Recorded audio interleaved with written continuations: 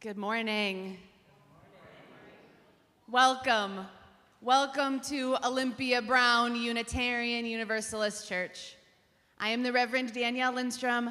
My pronouns are she, hers, and it is good to be together.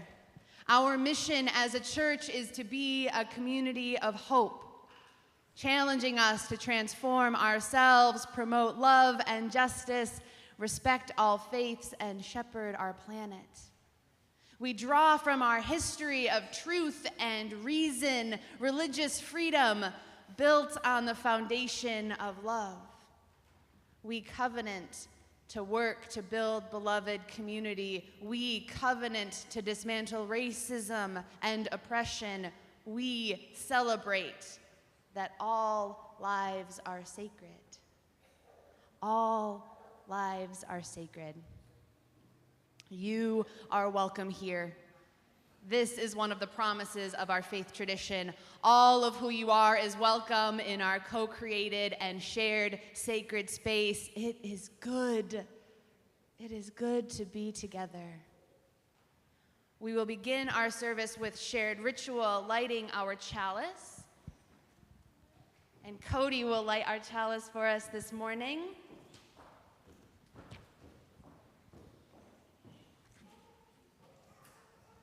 The chalice is the symbol of our Unitarian Universalist faith, the flame of community, rising always to meet us where we are.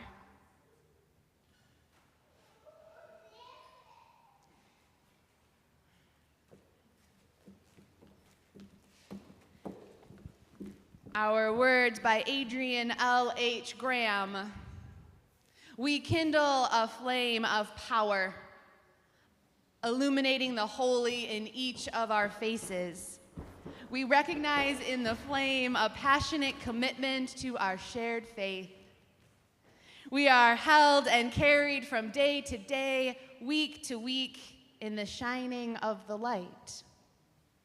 The flame is mine as well as yours. We are brought together on this day, called to growth, to expansion within its glow. What does your heart know while beholding this holy fire? What does your heart know? I invite you to rise in body and spirit and join in singing hymn 1008. This will be in that teal hymn book, When Our Heart is in a Holy Place, 1008. And if you need a hymn book, you are welcome to raise your hand, and we will bring some around.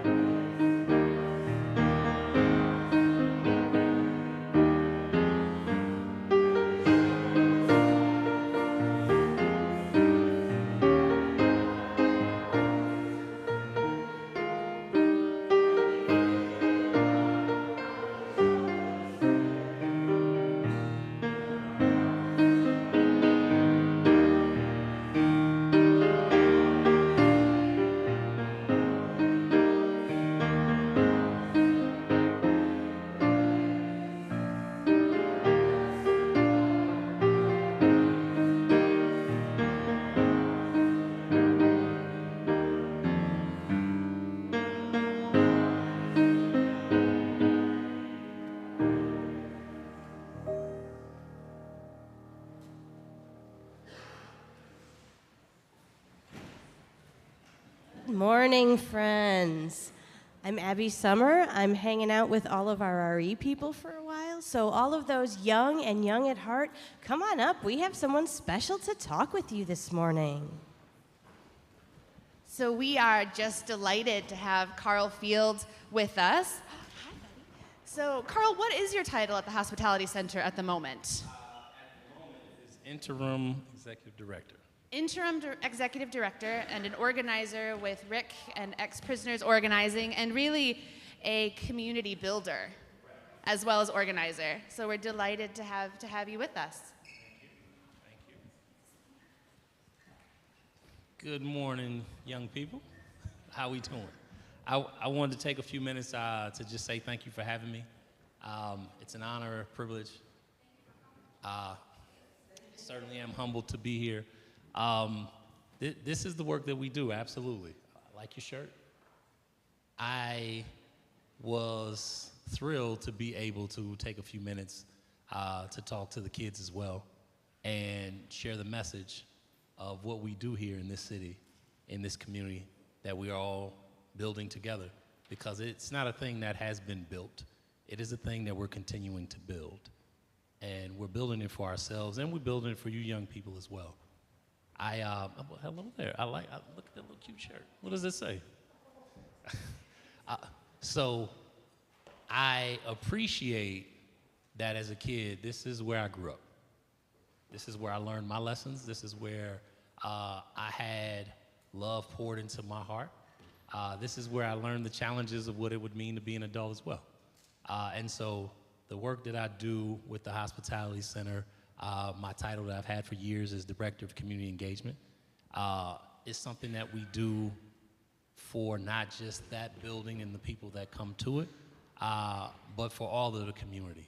And I share that love and I share that joy as much as possible everywhere that we can. Oh, we have a hand here. Go ahead, young sir. Oh, thank you. Batman versus Superman, right? Right, of course. Thanks for noticing. I like the Minecraft shirt too. And I say we because the work as an individual is just me playing my part.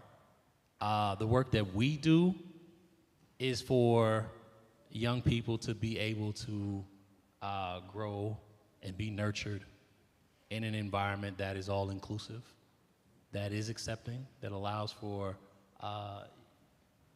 young kids to be who they are. And what I like about that is that I never foreseen such an environment ever being the case decades ago. I didn't think that would be a real thing.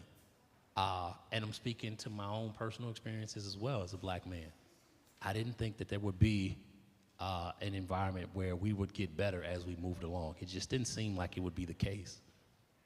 And so for us to have a multitude of faces, a multitude of experiences, and a multitude of people from all walks of life in a shared space, no less.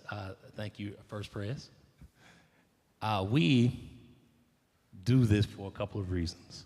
I am a person who believes that how we show up in a space as individuals is important.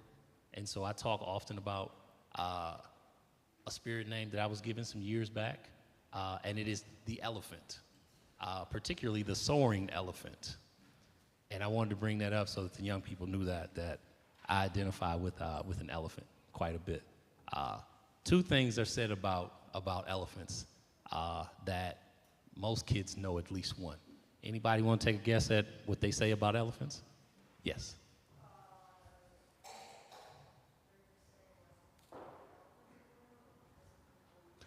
Oh, well, that is an interesting one. That is, wow.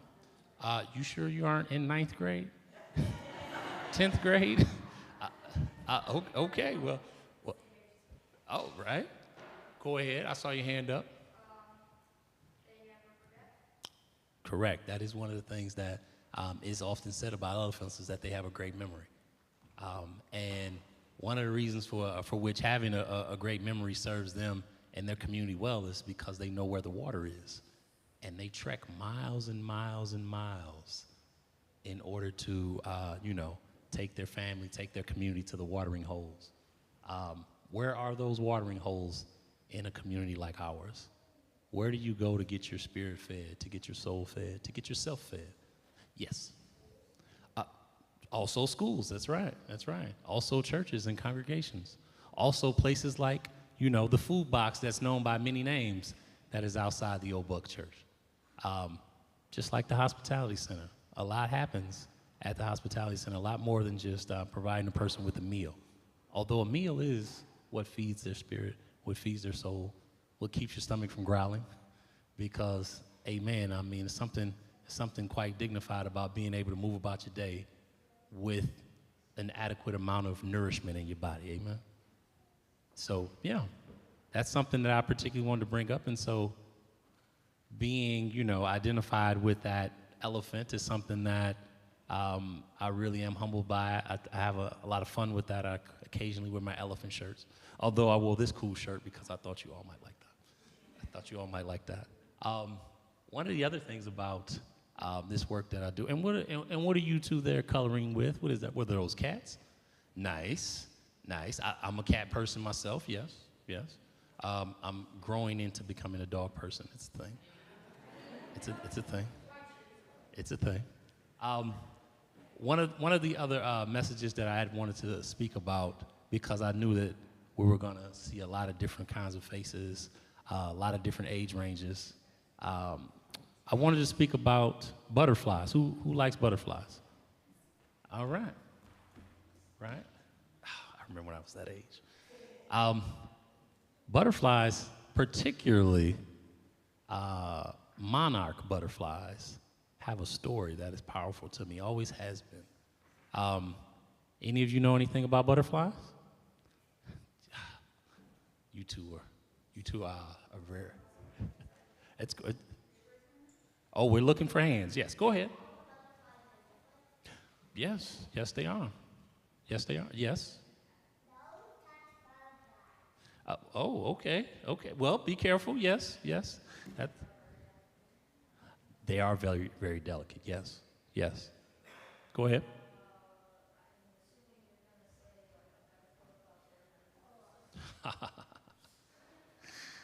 Me and you are going to be fast friends. Yes. Oh, got more hands. Go ahead. You first. They are different colors. Yes, that's a good one. Go ahead. Yes, they do. So what I was going to bring up was partly about them coming, out of a cocoon and, strengthening up their wings so that they can be strong and fly. But not this time. What I wanted to speak about with, go ahead.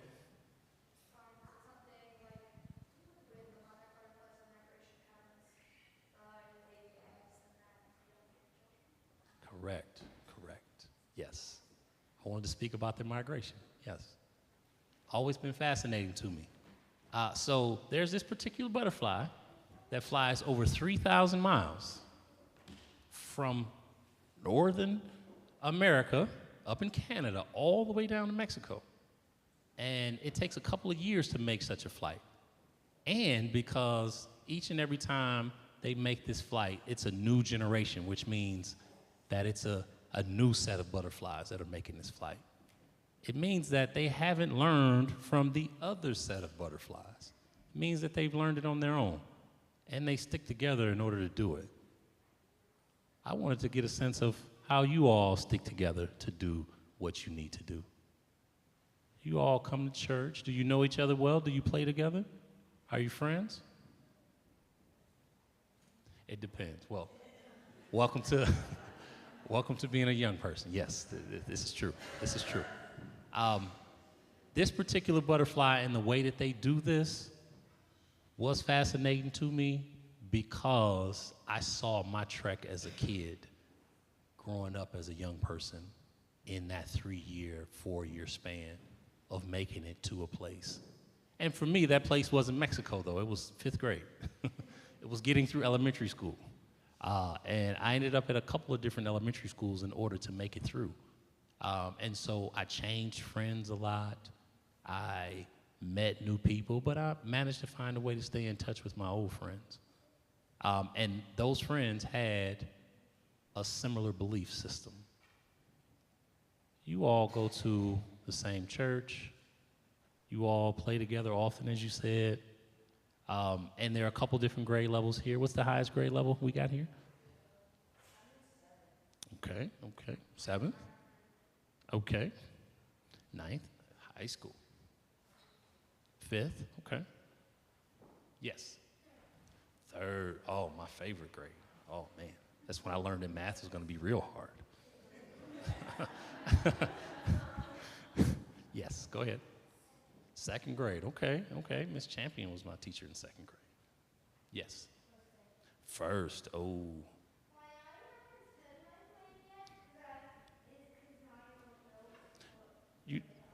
You don't know what grade you're in, young one? Okay. Well, I'm sure we can figure that out. Oh, okay, Jen, got it. Homeschool, okay. Well, I'm sure you are learning some things. And what is your name? Cody. Nice to see you, Cody. We met each other when, long ago when you were a lot smaller. You've gotten big since I last seen you. It's good to see you. Yes. 1st grade, okay. So tell me about, did I miss one? Go ahead. Kindergarten. Oh, man, that is when I ate all the fruit. 4K, nice. 4K sounds like fun. Sounds like not work. I need some of that in my life. All right, so those are a lot of different grade levels. You know what that means? That means you all don't have to be like butterflies and go through all this on your own. There's somebody in this group that has went through that grade level that you went through. You could be talking to each other about that. You can be asking each other for advice about how to get through your grade level. You might have to come to church, play with your friends, and ask them because you're at home school. But I've learned a lot about homeschool these days, that it's a whole network, right? Okay, well, the next time, Cody, I want you to bring some information from homeschool to friends, to your church, and tell them what it was like. How does that sound? Can you do that? Amen. So I think that part of all of this and part of what it means to come and be in community like this that's particularly important to me is that as a young person growing up in Racine, we didn't have this often, or at least I didn't feel like we had this often. And so this is a different kind of circumstance that you all are going through right now. It's powerful to be with God and walk the message. And as we would say, as us adults would say, well, you might say, live the gospel. That is a powerful thing to be able to do in your everyday life. How many of you have fun at Bible study? I'm just asking it straight out. Oh, the religious education part of it. That is, religious education is what it is. That's right, and you're going soon. Right. And I saw your hand up. Religious education, yes? What about it? No? Do you go often?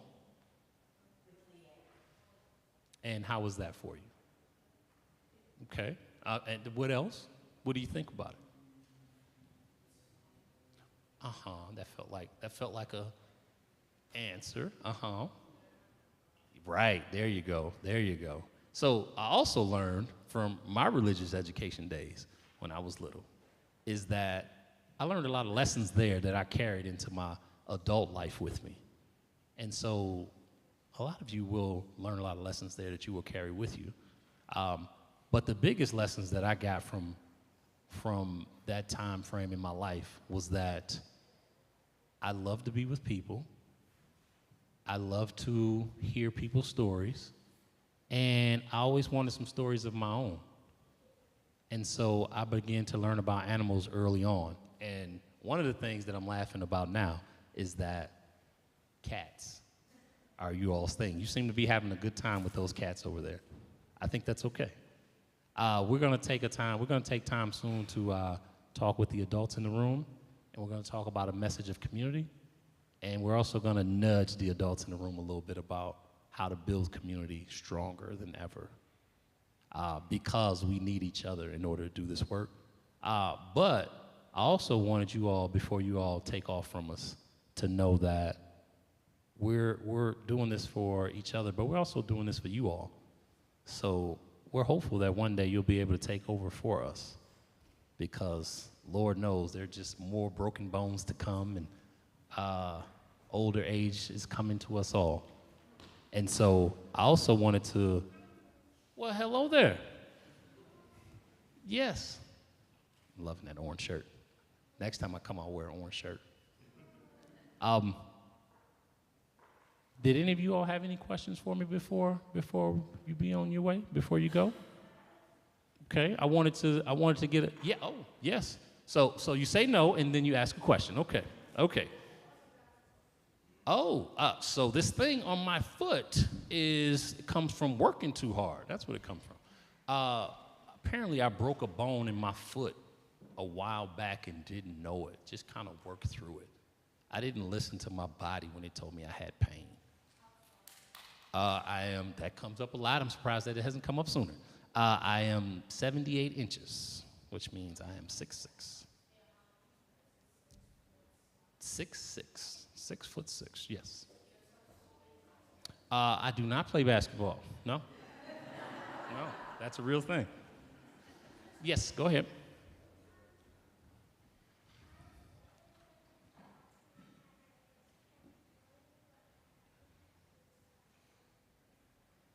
Oh, okay. I see. Okay. Yes. So the doctors cut into me just a couple days ago. They told me to take it easy. This is my version of taking it easy. That's who I am.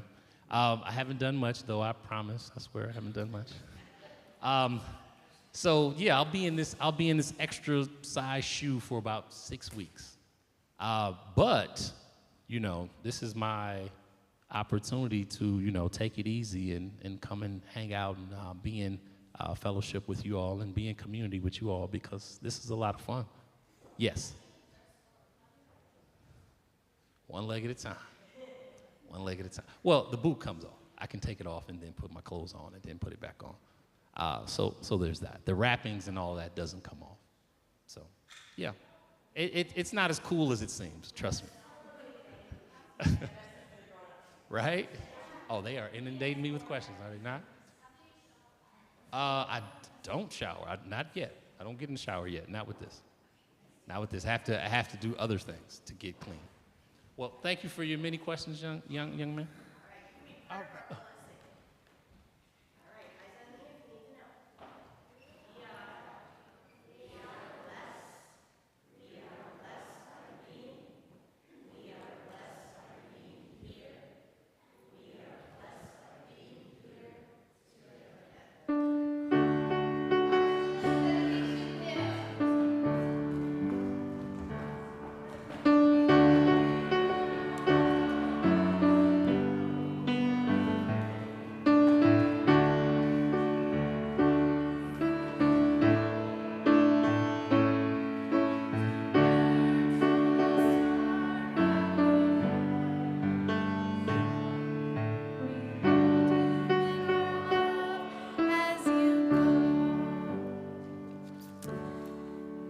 There are many ways we give to the life of our church, and the monetary offering is just one of these ways.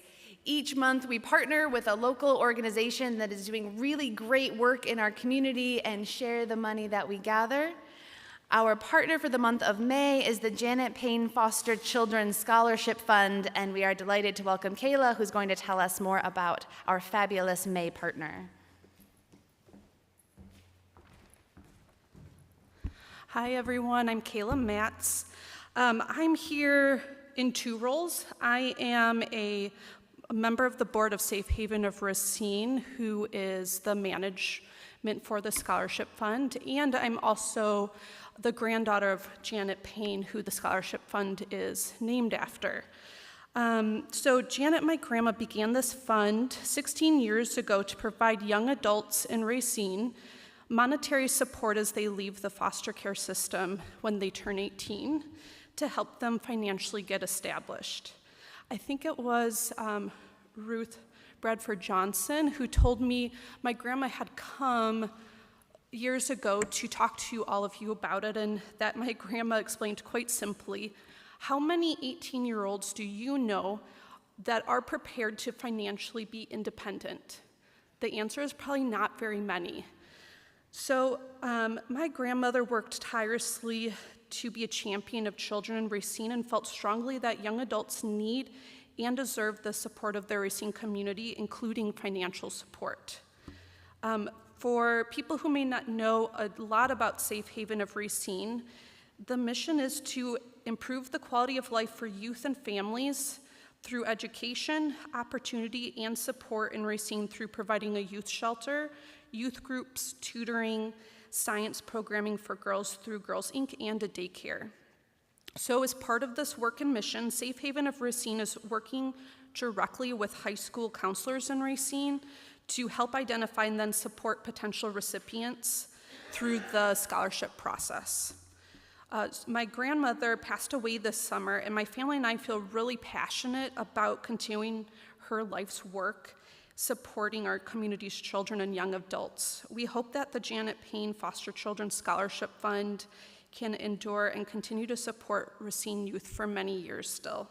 So my family and I, we really want to thank each and every one of you for any and all support that you give to this fund during this next month of May. Thank you.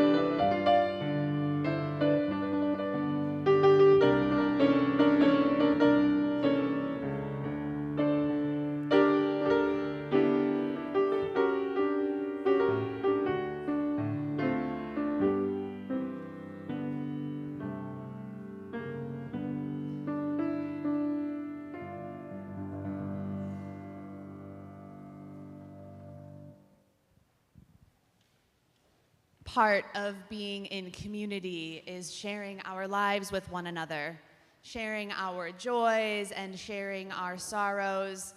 In just a moment, I will invite you to raise your hand, to say your name, and share a joy or a sorrow that is on your heart this morning. For our beloveds joining on YouTube, there will be a coffee hour, joy and sorrow after, before we have the conversation. I remind us as we're sharing that we are on YouTube, so our practice is to share our own lives, our own joy and sorrow, and once someone shares, we will do a sung response, "There is a love holding you." This is our opportunity to have a moment of connection, of hope, recognition, of prayer with each person who shares their life this morning. So will you join me in the spirit of prayer, the spirit of meditation, the spirit of focusing that which is most sacred to us? Spirit of life, it is good to be together. Here, may we be reminded of our highest aspirations to care for one another, to listen deeply, to hold the spirit of care, of community, to do the hard work of growing, knowing that's part of who we are, part of why we come together. To be here with our beloveds, to hold one another as we share our lives, as we share our joys and our sorrows. If you have a joy or sorrow, I invite you to raise your hand, and we will have Gregory light a candle.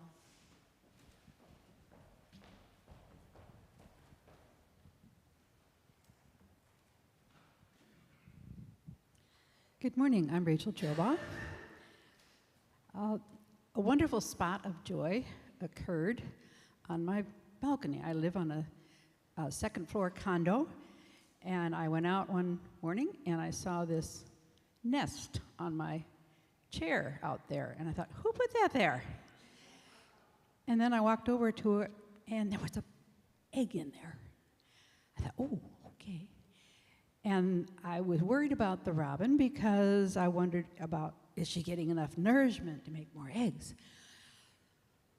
Well, about 2 days later, I took some raisins out to hopefully feed her, and there were 2 more eggs in there. So I've been watching her every morning and every evening, and she sits on that nest dutifully, like all mothers should do to care for their young.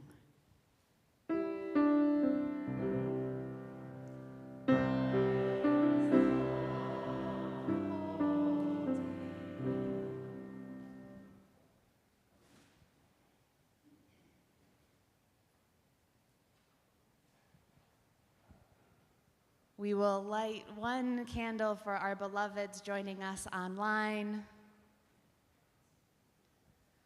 We will light a final candle for all of the joys and all of the sorrows that remain close to our hearts. We are all in this together, brought together by hope, held together by love. Amen and blessed be. I invite you to join me in sung response. This is in the pew packets. There is a love holding me. There is a love holding us.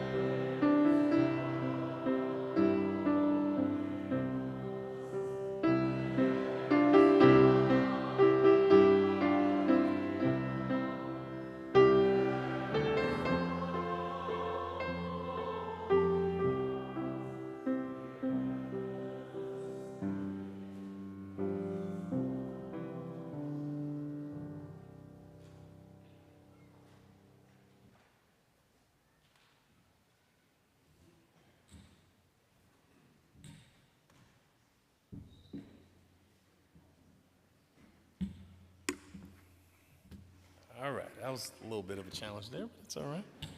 It's all right. I'm getting the hang of it. So let me just adjust this a little bit because this is also a norm. Good morning, everybody. Good morning. I appreciate you having me and my lady today.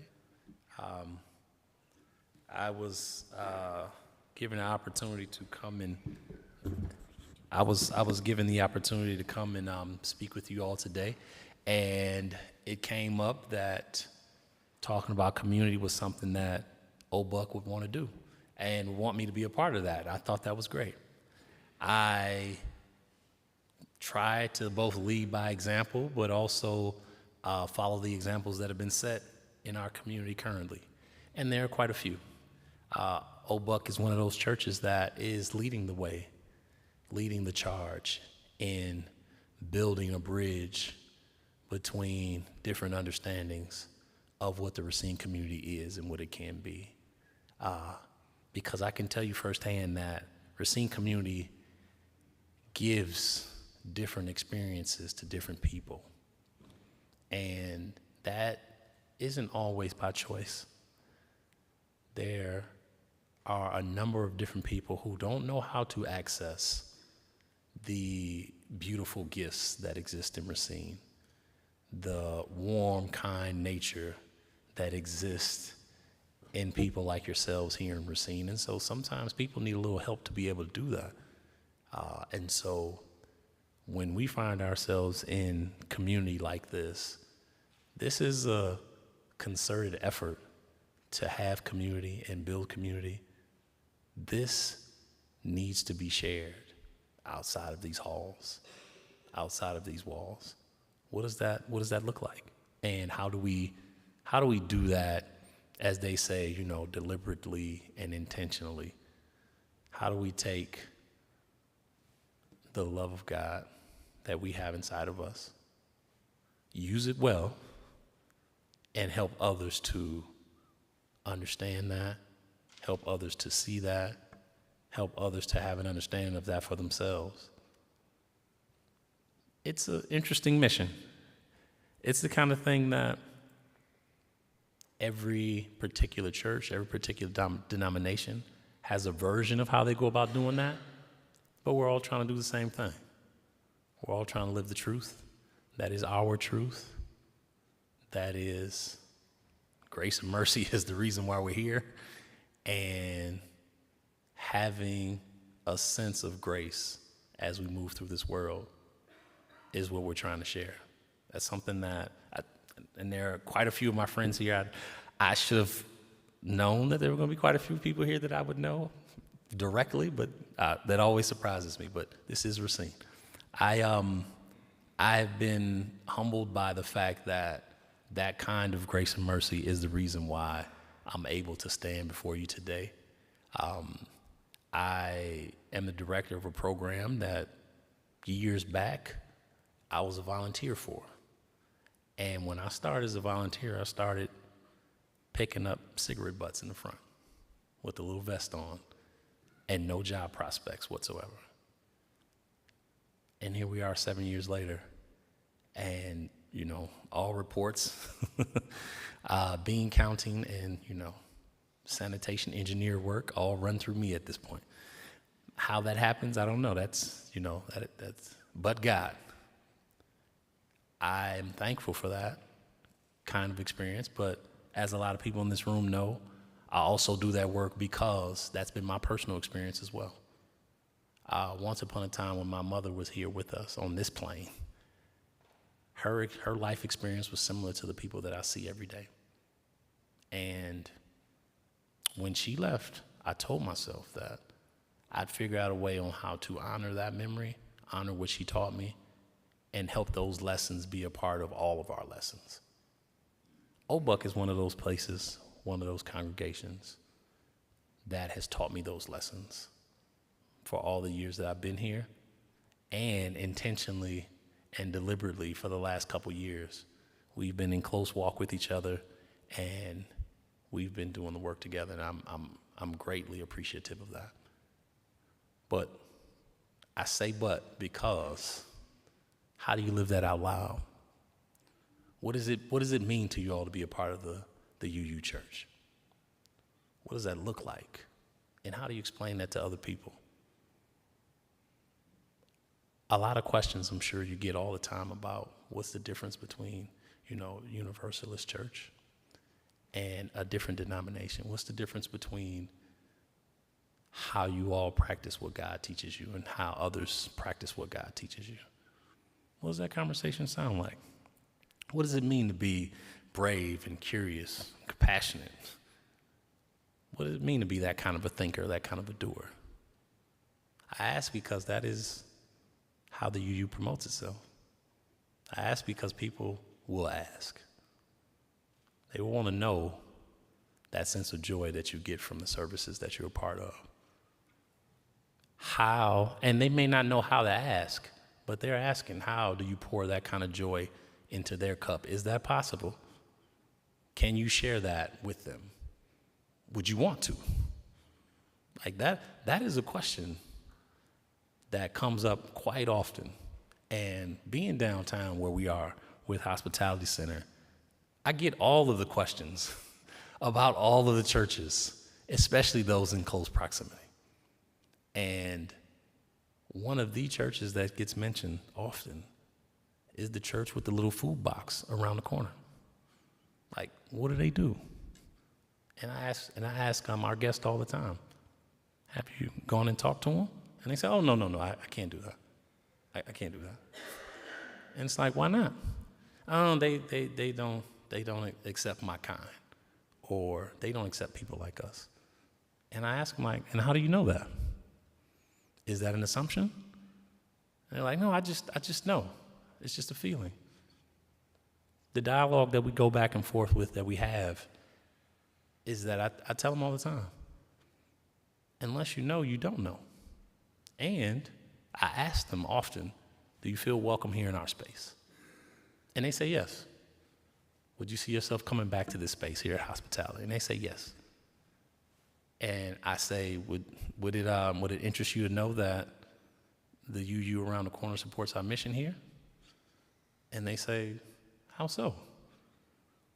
Yeah. We're in community in the same way you and I are in community right now. Now, a lot of different congregations may support what you do, what you need, and you might not know it. I would ask you as a person to open yourself up to allow for that understanding to flow in, to allow for that conversation to happen. And so, yeah, it's to the point now where a lot of people take a lot of things that we give away to reload the box that UU has out front. And they check it often, and they tell me when it's getting low. And they say, well, you should call somebody over at the UU and tell them. And I'm like, oh, okay, this is an interesting transition in the span of 3 months, to go from not wanting anything to do with the interesting church around the corner with the Black Lives Matter sign, to wanting to help them in the mission, to walk with them, to walk alongside them. So I wanted to share that experience with you all. That's what we have over at Hospitality Center. It happens often, and a lot of people are both grateful and, in their minds, supportive of, but honestly are contributors to that small effort that you all have in that box. When you put food there, when bread goes there, it's so much more than bread and a few canned goods that's going into somebody's bag when they take that from there. Like, they know that there's love over there and that there are people thinking about all people. And that is a radical hospitality approach to the work that we all do. I've struggled with that for years, trying to figure out who, trying to figure out where that kind of work is being done, that all-inclusive, addressing disparities, addressing history that is clear head on. What does it mean to drive right into that and say we're doing this with dignity and respect at the forefront? What does it mean to do that work, saying that we know that bad choices have been made and we're still living with the consequences of that? And we're going to live our faith out loud in a way that both is restorative, that is respectful, that is also dignified and inclusive. All the good words that we all been using, except they're actionable. You can't get any more actionable than having a sign right up front on top of your church that says there's a particular set of lives that have disparities attached to them, and we're going to lift that up because we know that's a truth. That is about as loving and controversial as you can get. And it makes sense, to make sure that that radical inclusiveness can happen in this city. I mean, so I'm black. You might not know this, but I'm black. And I was quite surprised when I saw the sign. And the first thing I did was call my buddy Nick, and everybody knows Library Nick, and said, Nick, what's going on with your church, man? I saw the sign. He was like, yeah, it's righteous, isn't it? I'm like, well, yeah, it is. It's quite righteous. How can I help? And he's like, oh, you wanna help us paint another sign? I was like, no, I see that a representation of all people, not just people who are doing okay and want to learn about the gospel, but people who are struggling and have no idea how to come and learn about the gospel. Like, that's an invitation. I see people every day that come to our place to get a meal and don't know the first thing about what it means to be civil, what it means to be nice. Maybe they know what it means to be kind, but they don't want to be. Their experience has taught them that being kind gets them pushed around, gets them, messed over. But they come for a thing that we have, and they're willing to have a conversation in order to get it. They're willing to walk through our doors and come to, in the beginning, what's an uncomfortable space to get it. We use that as an opportunity to help people to be their best selves as much as possible. To us, that best self involves helping people live their values. If my truth is that I'm struggling, my mental health is beating up on me, I don't have a roof over my head, and I have to fight to keep my meals to myself and my blankets dry because it rained yesterday and it's going to rain again today. That's a truth that has a reality that a lot of people don't know much about. When I come to your place, when I come to your church, when I come to your facility, and I'm speaking that truth, don't shut that down. Accept that that's my reality. If you want to help me with that reality, express that. And have a number of different ways on how to express that. I've said many times to people that God loves you and God wants you to be able to express how you feel about right now, your experience, how you feel about what you need, and if you want to come to church or not. And I've been shut down many a times. I've been cussed out because of that. A couple of different things happen to me when I speak in those terms. But they also don't leave. They also stay. They also say, I really do want something to eat. I really do want somebody to explain to me my current circumstance because I don't understand it. I've seen firsthand people at OBUUC do that. I've seen people in the downtown area fight for the dignity and rights of people who are struggling in this downtown area and the greater Racine community as a whole. My question, though, is how do we do that together? How do we do that more? How do we do that out loud? And what does that look like? Because we can do the work all we want. If the people who need to see it, who need to benefit from it, who are also us, because there is no us in them, there's just us. If the people aren't seeing the work, if they aren't moved by it, if they aren't invited into it, then in effect what we're doing is doing the work for them without them. And when we have that kind of scenario, we have a saying in community organizing and in activism that anything you do for me without me, you do to me. And so, well wishes, well-intentioned work is respectable. But bringing people into the center who are living that truth that we're trying to change is ultimately how we get this done. And we get this done in that way because that's how we live the truth of the gospel. That is how our faith becomes alive and electric in our lives. And it is some of the most courageous work you can do, because when you speak to the fact that a city like Racine, according to the United Way numbers, 56.4% of Racinians in the city don't have enough money and means to get through their month to both pay their bills, feed themselves, sustain themselves. Like, when you put that truth front and center, that means that the majority of our city is working poor. It means that the majority of our people are struggling to get by. If we don't have the courage to drive right into that, walk right into that and do that work with people who are living that, then what are we doing? If our faith doesn't empower us enough to call that out and call that what that is, and then walk with people, how do we expect anyone to ever actually walk with us? Because that's what we need. We need for people to walk with us as well. It's not just us walking with them. We're building community in a way that looks like all of us. And yes, black, white, and brown is a particular dynamic that is hard to pull together and do well.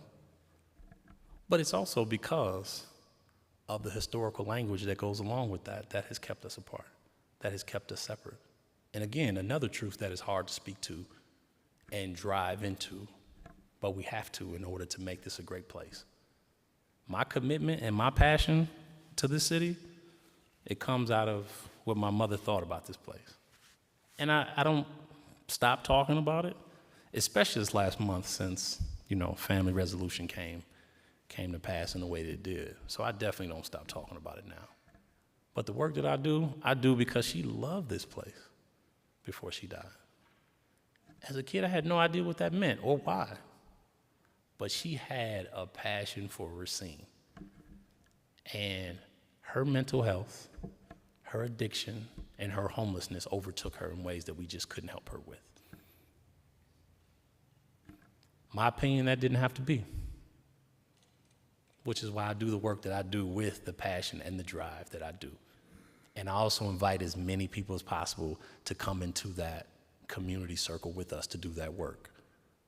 We honestly can do that work from anywhere, because the work that we do at Hospitality Center, OBUUC does from both its church, the many different other churches that they're in partnership with, and they do it from a food box that almost everybody in the city knows about. Like, that box is more famous than a whole lot of individuals that I know. And that's saying something. That means that that's a touch point in this community. Having a flyer up on that box, you have no idea how many people are going to see that and how many people are going to spread that word. Having, bread in that box on Thursdays, or canned goods on Wednesdays and Fridays, or having, a summary of what happened at church the following Sunday or the previous Sunday, like, that message gets out there. That is how we spread community. And I can't tell you lightly how much, when I first learned about the box and saw its reach and its range, I thought about an old commercial, an old Johnsonville Brats commercial. When the guy's in the backyard cooking, and neighbor looks over the fence and says, "What are you doing?" He's like, He's like, "Don't tell anybody."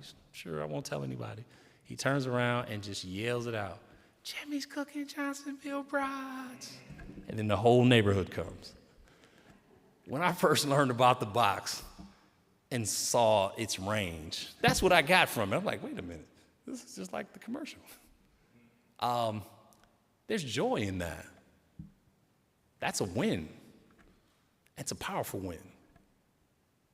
Yeah, we're talking about people who don't always vote. Yeah, we're talking about people who don't always have a place to stay. Yeah, we're also talking about people who barely have those things and are holding on with a set budget. And yet we're still talking about people. People first is what we do, is how we do it. That's the language that we use, and that's the approach that we take. How do we do that in a way that moves the needle forward in our city? How do we lift up the powerful, righteous, and progressive history as a city that we have? This congregation here, this church here, being one of those places with such a powerful history. I would be remiss if I didn't mention the Underground Railroad and its tie to this very space, to this very building. I mean, we all know it, but how does that powerful, strong, enlightening history empower us today as a people? We can do better with that. We can do more with that. I, as an ex-knucklehead turned professional, have made the criminal justice work and the criminal legal system work my particular fight. I believe in second chances. I believe in third chances. I believe in investment in people so that we can get a payoff that pays well for all of the community. I think that we can do that with our resources, and we currently don't.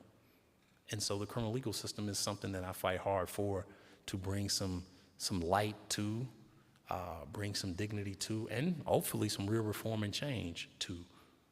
That starts wherever you are.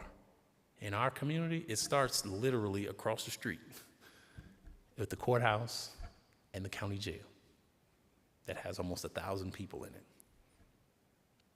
In our work, and I say this much to close out because I'd like to simply just leave you with some things to think about and how you can get involved and get engaged.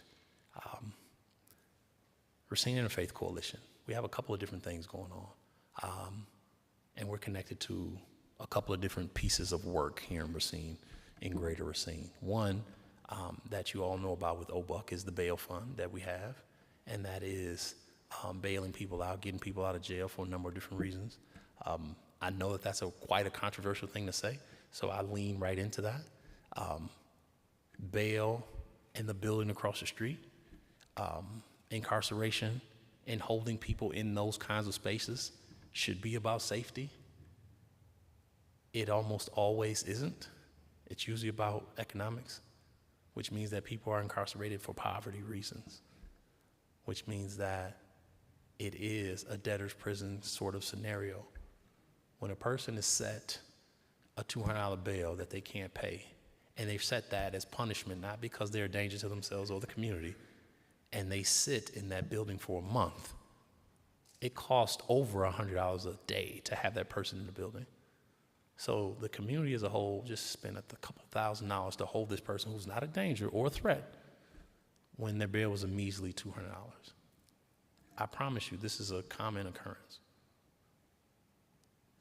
That's one of the things that the bail fund is working to change and bring some restorative pieces to our community as we do so. Another is called the Participatory Defense Network, which is being built and currently a part of what we all do.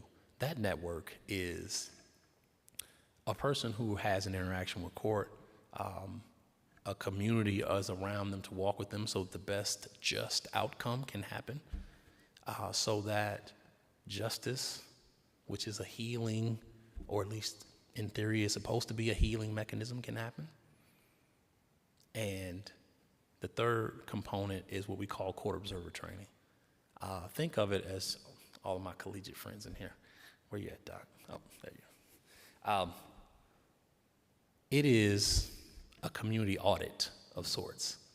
And court observer training is what we do at Racine Interfaith Coalition specifically. We teach people about what court is. We train them in the language of court, the particular vernacular and jargon that go along with that. Why? Because court is the sort of place that you're only there if you either work there or you are a recipient of the justice that they are doling out. Outside of that, nobody really goes to court. And so it is a mechanism that, in a sense, operates with certain kind of oversight. We feel that as a community, the amount of justice that makes sense for all of us means that we all have to get into that building to see what's going on. It's not us impeding the work that they do. We want for communities to be safe. We want for neighborhoods to thrive. And we want for people to make smart choices, better choices, righteous choices. But we want for that process to happen across the board, righteously, fairly, squarely. And statistics says, time and again, that has not been the case. And so our court observer training is about informing community members, helping them to see what that looks like, going into court and watching court cases play out. And with all honesty, I can tell you, to go into court and be there for any amount of time, you're going to see a couple different things, and they're going to be stark. You're going to see a person who has a lawyer that they've been able to retain because they have the means to do so, and the court is going to respond to that person and their lawyer a certain way, a way that probably would make sense to you, like, yeah, this seems fair and just and impartial and innocent until proven guilty. You'll then see a person that comes from upstairs. They're usually in orange, they're usually in shackles, and they usually have an attorney that was assigned to them because they don't have the means to do so. The court and the environment of the court changes usually. Not always, but usually. That person is not afforded the ability to speak. Their attorney isn't afforded a certain kind of moment to address the issues of the court. That person it will look like that person isn't afforded the opportunity of that presumption of innocence to work for them. And I've seen it many times. And if you think that is either an exaggeration, an embellishment, or just a flat out inaccurate statement, I nudge you to come to our court observer training and then come to court and see it for yourself. You want to change what it means to have a different kind of black, white, and brown conversation in Racine, you gotta get in it. What do they say about, well, I'm a football person, so there's that. But in order to win the championship game, one of the first things you gotta do is get in the game. You gotta be in the stadium. You gotta be present. This is our version, like I said, the criminal legal system of getting everyday people involved and getting them in the game. And I'm speaking to you all because this is how we, in our way, live our values, live our truth. We want for there to be safe, secure, positive, progressive communities where we utilize our tax dollars well. It'll be by talking to people who live in areas that currently aren't as safe as they could be. I can promise you they want safe streets, gun-free zones, and communities that are invested in, same as anybody else, maybe more. But what does our conversations look like with them? We need more people who want what it is we want to be with us, to stand with us. And to make that happen, we have to start talking to each other, which means we have to talk to them, which means we have to know how, which means we have to have courageousness to do so, which means we have to be nudged in some ways that make us uncomfortable. This is why every time the idea of safe communities and race and the criminal legal system come up, that word courageousness and comfort, those two words come up and they're side by side. It's uncomfortable to talk to people we don't know. It's uncomfortable to talk to people we're unfamiliar with. It's uncomfortable to talk to people that are all deemed to be more dangerous than not, the probability of. I choose to live my truth in what God shows me every day in my life, that grace is real, that a connection between all of us is natural, and that we should be striving towards building that and keeping that with each other. And so with that, I will finish up and just say that I will be around to talk a bit about it. If anybody wants any extra feedback about the things that I mentioned, the pieces in which you can get involved, I will be around, and thank you for the invite, Pastor.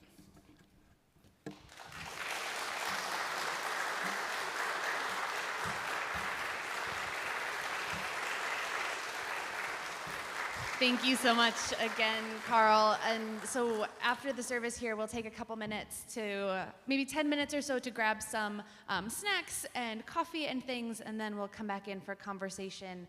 I invite us all to rise in body and spirit, join in singing hymn 121, We'll Build a Land.